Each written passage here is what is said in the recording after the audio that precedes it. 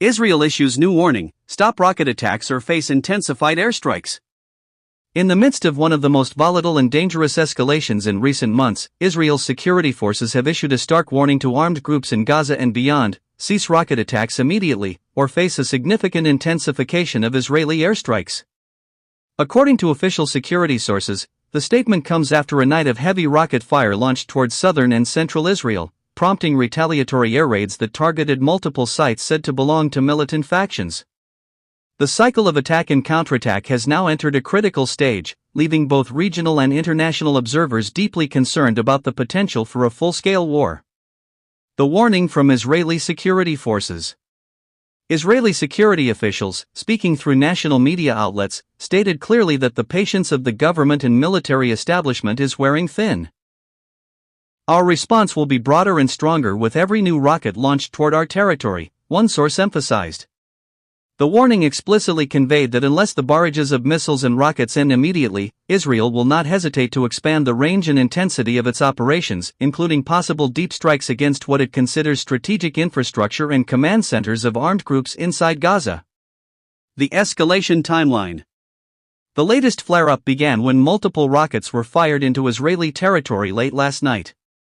Alarms sounded in several towns and cities, forcing civilians to rush into shelters. While Israel's Iron Dome defense system intercepted many of the projectiles, at least a handful struck residential and open areas, causing both material damage and widespread panic. In retaliation, the Israeli Air Force launched a series of airstrikes against what it described as terrorist infrastructure, including weapons depots, rocket launching sites, and underground tunnels. The bombardment lasted well into the early morning hours, shaking the already fragile ceasefire understanding that had been loosely holding over the past few weeks. Civilian impact and rising casualties. As with every escalation in this long and tragic conflict, civilians have borne the brunt. Reports from Gaza indicate that residential neighborhoods were damaged during Israel's retaliatory strikes, with local hospitals treating dozens of wounded individuals, including women and children. Meanwhile, in Israel, repeated rocket alerts disrupted daily life. Schools were closed in many southern towns, businesses shuttered, and families spent much of the night in bomb shelters. For many citizens, the fear of sudden missile attacks has become a recurring nightmare. Regional reactions. Neighboring countries, including Egypt and Jordan, have already expressed concern and called for calm. Egypt, often serving as a mediator between Israel and Palestinian groups, has reportedly begun reaching out to both sides in an attempt to negotiate a de-escalation before the situation spirals further. Internationally, the United Nations urged both parties to step back from the brink.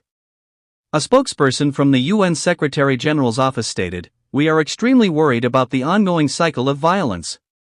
Civilians on both sides are paying a heavy price, and there must be an immediate halt to rocket attacks and retaliatory airstrikes." The European Union and the United States have also called for restraint, though with differing tones.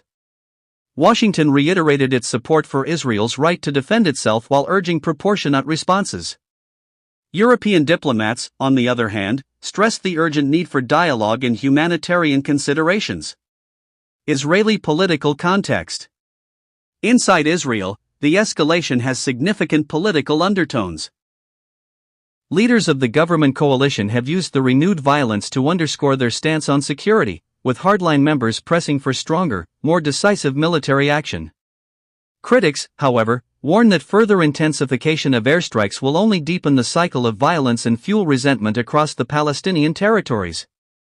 Security experts point out that such warnings from Israel are not merely rhetorical. Historically, Israeli threats of intensifying military campaigns have often been followed by large-scale operations, from targeted assassinations to extended bombing campaigns aimed at weakening militant capabilities. Palestinian groups' response. On the other side, armed groups in Gaza insist that their rocket fire is a direct response to what they describe as ongoing Israeli aggression, including airstrikes, border restrictions, and actions in the West Bank. A spokesperson from one of the factions claimed, "We will continue to resist as long as Israel continues its occupation and aggression." This entrenched position makes de-escalation extremely difficult, as both sides present their actions as defensive measures against the other. The humanitarian crisis. Beyond the immediate violence, humanitarian organizations are sounding alarms about worsening conditions in Gaza. Already facing electricity shortages, limited access to clean water, and fragile health infrastructure, Gaza's population is extremely vulnerable to extended rounds of bombardment. Doctors Without Borders and the International Red Cross have both issued urgent calls for safe humanitarian corridors, warning that further escalations could overwhelm hospitals and lead to catastrophic civilian suffering. Meanwhile, in Israel, communities near the border remain under constant psychological stress. Children grow up with the ever-present fear of rocket sirens, while parents struggle to maintain a sense of normalcy amidst uncertainty. Global implications.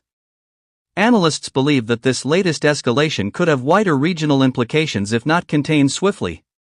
Iran's vocal support for Palestinian factions, Israel's growing ties with certain Arab states, and ongoing negotiations between regional powers all add layers of complexity to the crisis.